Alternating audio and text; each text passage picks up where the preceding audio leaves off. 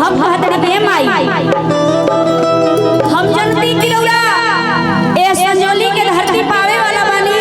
तो हमरा मन में अभी जरूर कहीं ना कहीं खोट बा लागत कि पूजा में कोनो कमी हमरा से हो गई बा।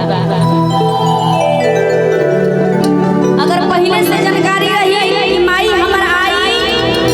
तो हम कितना तैयारी करती। ए माई अपन मन के बात हम रौरा के बताओ तनी। भक्त कहत रहे कैसे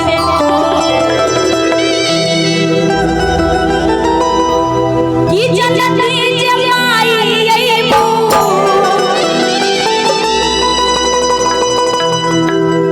अरे जनती जे माई हो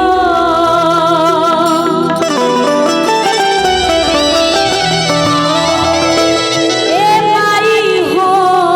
ए माई हो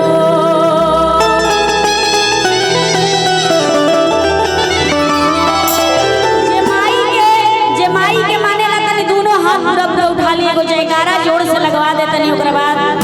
भजन भाव होई। जे माई के मानेला दोनों हाथ उठा ली पूरा पूरा। जे माई के मानेला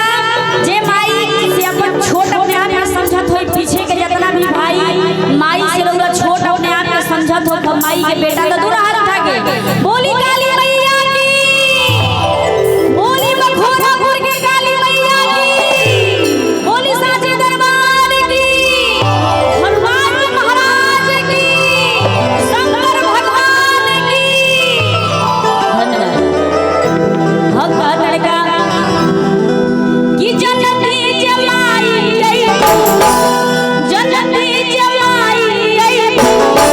हमरा दुलारी बगारी जनती जमाई अइबू जनती जमाई अइबू हमरा दुलारी बगारी हो रही बहार तोहरी माई बगारी हो रही बहार तोहरी ए माई बगारी। हमार बड़ भैया सुनील भैया जेकर करार आशीर्वाद हमार बीनी चाचा जी के समझी जी आज एकदम धीरे धीरे बीनी चाचा आज ऐसा मौका नहीं है कि समझी जी के गाड़ी दिया गाड़ी वाला मौका रही तो गाड़ी दिया पुरस्कार बा हजारों हजार रुपए के आपके प्रणाम आशीर्वाद अच्छा बा। जनती जमाई अइबू जनती जमाई अइबू हमरा दुलारी बगारी हो रही बहार बगारी ए माई बगारी हो रही बहार बगारी ए माई बगारी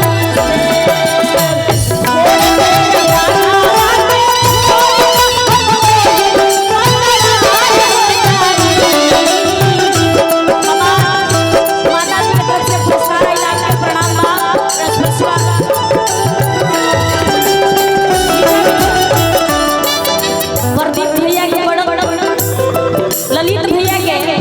बड़ दीदी मालती दीदी के तरफ से पुरस्कार आइला आपके प्रणाम बा आशीर्वाद बा दीक्षक सब कहत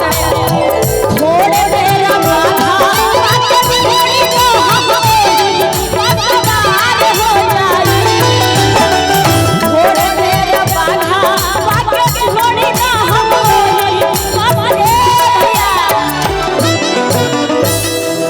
हमार सिपाही चाचा मेजर चाचा हाँ मेजर चाचा अब बीडी चाचा जी हजारों हजार रुपए के पुरस्कार आपके प्रणाम साष्टांग दंडवत। एक मिनट एगो गीत गा हमार बीडी चाचा दिल के धनी इंसान भोजपुर के शान हमार बीडी चाचा दिल के धनी इंसान भोजपुर के शान।